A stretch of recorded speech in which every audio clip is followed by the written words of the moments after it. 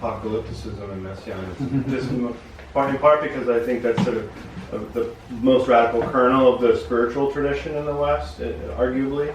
And it's fascinating to know that there was a sort of minor tradition of this in Chicago. Can you tell us about that? Yeah, sure. I assume it's part of the paper. Yeah, it's actually not that much part of this paper in a certain sense, but it is part of other work. In this paper, I'm more interested in, because on one hand, there's the content, there's the apocalyptic content, and then there's also the way that the faith, or there's the apocalyptic faith. Then there's the way that the faith was viewed as apocalyptic by the city in this case, and also by other structures. One of the things that I'm looking at, for example, is the way that say the Alabama state government in the 1910s, after it had disenfranchised black voters in 1901, and then instituted a number of segregationist laws in the early 1900s, viewed black people as literally hostile to creation and to providence. And therefore wanted to keep black people from hunting. So the idea basically was that black hunters were killing the birds that killed the boll weevils that were destroying the cotton. And so black hunters therefore were an existential threat to not only to the Southern way of life, but to life itself. And so they view this within a theology of creation and providence, black people as the enemy of creation, of God's creation. And that kind of idea then carries forth and even into a place like Chicago, where these storefront churches are viewed as quite literally an existential threat to city organization in Chicago.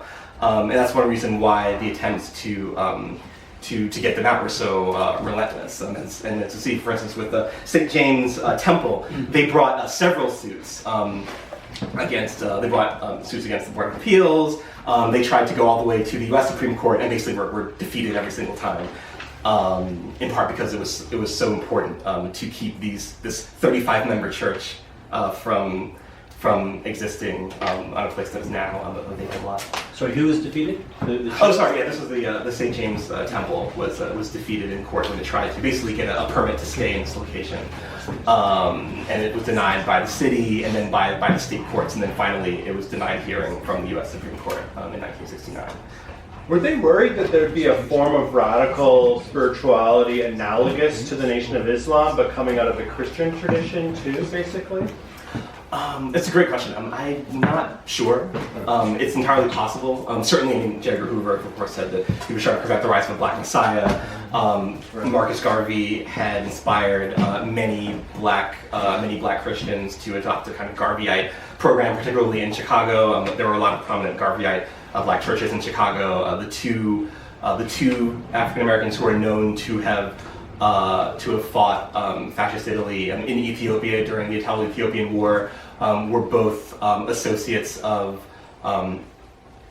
Junius Austin, who was the pastor of Pilgrim Baptist Church. They had met at Garveyite conferences in the early 20s and tried to develop this Garveyite program of black aviation. And the defense of Ethiopia was thought of as the fruition of this, basically. So John C. Robinson, who was a member of Pilgrim Baptist Church and inspired by black nationalism, and he fought in Ethiopia. He was actually the commander of Haile Selassie's Air Force in Ethiopia, and his pilot. And then Herbert Julian, who was from Trinidad, he also was a Garveyite pilot. And so Chicago was actually the center of Garveyite aviation nationwide. But because black people were not allowed to fly in Chicago airports, black people built an airport in Robbins. Wow. That's pretty cool. Yeah. What was the name of that airport? Just the Robbins Airport? I'm not sure. A training? Yeah, John C. Robinson, who had been educated in Tuskegee, Booker T. Washington's institution, he taught his pilots how to. Actually, it's interesting. He actually taught. So he began teaching in Chicago, and he actually. I'm not sure if he has or may have taught some of the pilots. Some of these Chinese pilots who would fought the Japanese in Manchuria in the early 30s. So Dion had this long kind of history of fighting what would become the Axis powers in Chicago. And so he learned how to build his own planes because he couldn't afford to and wasn't basically allowed to purchase the material to build a plane. And so we taught other black pilots how to build planes. So they went to Robbins, they cleared a field, they built the field, and they built the planes, and they basically taught each other how to fly. So I get the sense that we foisted this Q&A on you before you fixed your... No, I'm excited about it. So. Totally fine. I was just going to provide you the opportunity to maybe tie all these threads together and Sure. maybe say a little bit about the relationship between this illusion of integration and the civil rights organizing, and specifically the Daily Machine and their machinations for this part of the city. Sure. Yeah, let me tell you a little bit about the case and kind of how this shook out. So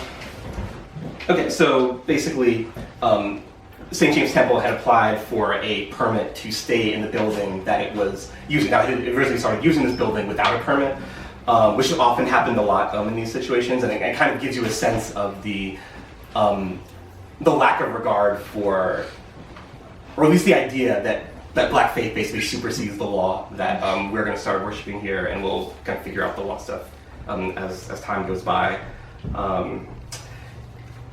So then they later applied for a permit, and they were denied in part because the city had explicitly said that it did not want storefront churches to be in Chicago, basically. And so the Board of Appeals held a hearing for local property owners to weigh in on whether or not the church should get a permit. And at this hearing, you get a sense of the coalition that assembled against the storefront church. So at the hearing, there was the white 18th Ward Alderman James C. Murray, who had supported Chicago's first housing law, and who had also supported the desegregation of Chicago public schools. And many of his white constituents were not happy about that. So this is someone who was thought of as a racially progressive alderman. So he testified against the church. Also, Alan Streeter testified against the church. I'm not sure if it's the same Alan Streeter who became ward of the alderman of the 17th Ward and became a major ally of Harold Washington. But many black community leaders who represented the black middle class that was at the forefront of racial transition in Auburn were at the hearing. And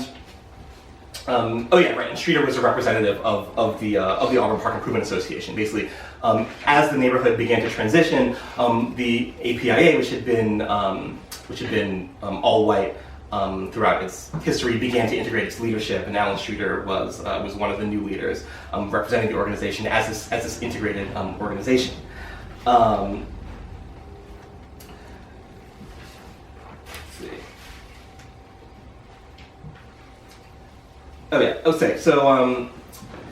So the APIA then, as an integrated organization, began to fight many of the processes of segregation that were creating ghettoized conditions in Black Chicago. For instance, they fought at this time in the mid-60s. They were fighting the selling of homes to Black people on the contract system, where basically Black people couldn't get.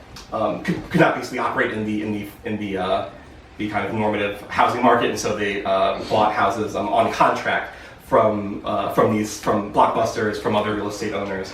But these contracts were not real. They were not real contracts. They were phony contracts, basically. And so because of that, the real estate sellers kept the deed to the property, and then basically could expel Black people for any reason that they saw fit. And so often you would have rapid transition where Black people would spend all this money on these exorbitantly priced houses, then be kicked out of the houses after either like not meeting a payment, or if the owner just found some kind of arbitrary imperfection on the premises at some time. And because these were not real contracts, they had no legal recourse to say sue or anything like that. It was very similar actually to the kind of contracts that Black tenant farmers and sharecroppers had to deal with in the South, where there was just completely at the behest of the property owners and the merchant bankers who controlled the economy in the South. And so despite the fact that many people had moved from the South to the North to escape that, they actually found themselves in many ways a similar kind of economic relationship. And the thing is that groups like the Auburn Park Improvement Association had been very much the gatekeepers of these neighborhoods throughout most of this time. Now they were integrating their leadership to show that they were, and essentially fighting these processes to show that they were a force for integration. However, the arguments that they were using were actually rooted in this history of segregation that they've been very much a part of. So, for example, one of the arguments that the black leaders of the APIA made was that one of the reasons why the black storefront should not be there was because the churchgoers did not live in the community. But I mean, of course they didn't live in the community. The APIA and other groups had kept them out of the community for a very long time, and had only allowed the highest income black people to move in because of the racist lending processes. So the church was able to, so the group was basically able to use the fact that it had kept the black people out of the community, and that it only allowed the middle class black people into the community to justify the idea that these working class and low income black people would be disturbing the racial integration that was currently harmoniously being enjoyed in the neighborhood at that time. And so they're able to use their own history of segregation as a way to justify their right to protect the current state of integration in the neighborhood. And again, these were people who very much would think of themselves as being allies of Martin Luther King, opponents of Richard Daley, pro-school desegregation, against things like contract selling and things of that nature. These were the progressives. These were the integrated progressives and racial liberals of Chicago at the time who were making these arguments.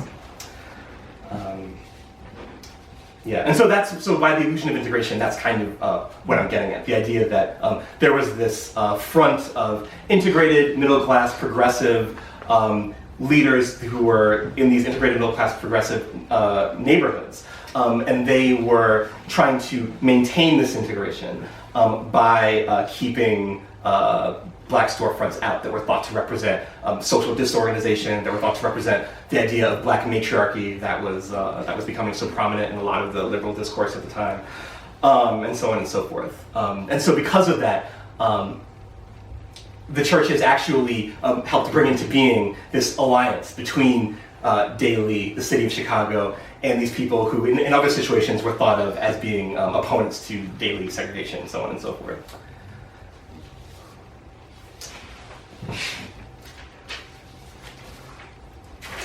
Let's move right ahead. So basically the appeal was unsuccessful. The courts agreed that with the Auburn Park Improvement Association, with the other opponents of the church, that this was a stable integrated neighborhood. They argued that, while the church had argued that the denial of the permit was a violation of their First Amendment rights to free exercise of religion and their Fourth Amendment rights to equal protection under the law, the courts basically said that it's not, because this neighborhood is integrated and you can't demonstrate that there's any racism going on when most of the people who are appealing in court are black. You know, how can you say that this is racist when that's going on? So they lost the appeal. And in October 1965, and then they lost another appeal in 1968. They lost two more appeals in 1969, and then finally in 1969, the U.S. Supreme Court denied them a hearing, all based on the idea that this was an integrated neighborhood. Black people were opposed to the church, therefore this is not racial discrimination.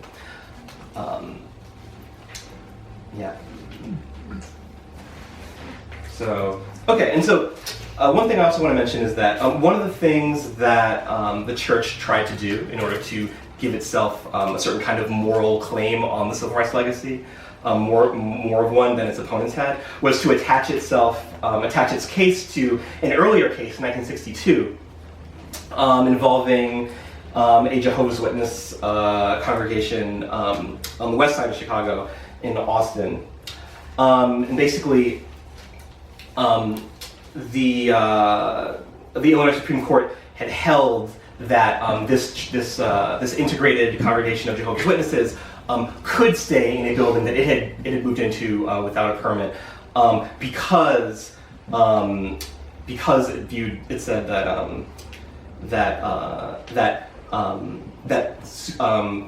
the right to freedom of religion, to free exercise of religion, could not be superseded by property rights. And so property owners in the neighborhood could not say that the church is offending me as a property owner and therefore it needs to get out of here. And so basically, the St. James Temple tried to use this as a precedent for saying that, hey, our First Amendment rights to free exercise of religion are paramount. They cannot be superseded by any other aspect of the Constitution. The problem, though, was that because the Jehovah's Witnesses were an integrated group that was moving into a neighborhood that at that time was only beginning to transition from white to black, the neighborhood did appear segregated, and so the case was much more easily could be represented as a case of white property owners opposing integration. This was particularly the case because a year after the Jehovah's Witnesses won their case, a bomb was thrown into the church, destroying it and destroying several other properties on that block. And so because of that, it was easy to see that, it was easy to kind of argue that this church should be defended as part of a broader defense of decent civil society against the kind of violent racist bigotry that didn't care about civil society, that was willing to do anything to stop integration.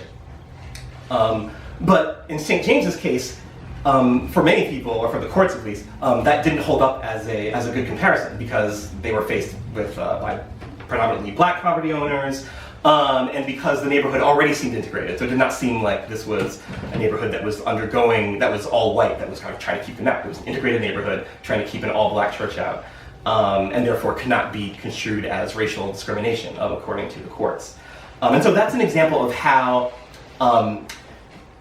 not only was the opposition to St. James able to use the narrative of civil rights progress in order to justify keeping St. James out, but also St. James' own arguments in defense of itself were impacted, maybe negatively, by the hegemony that a certain kind of civil rights interpretation of racial discrimination had established, even say for progressive lawyers who'd want to take on a case such as this, and their representation was white and located in the Loop.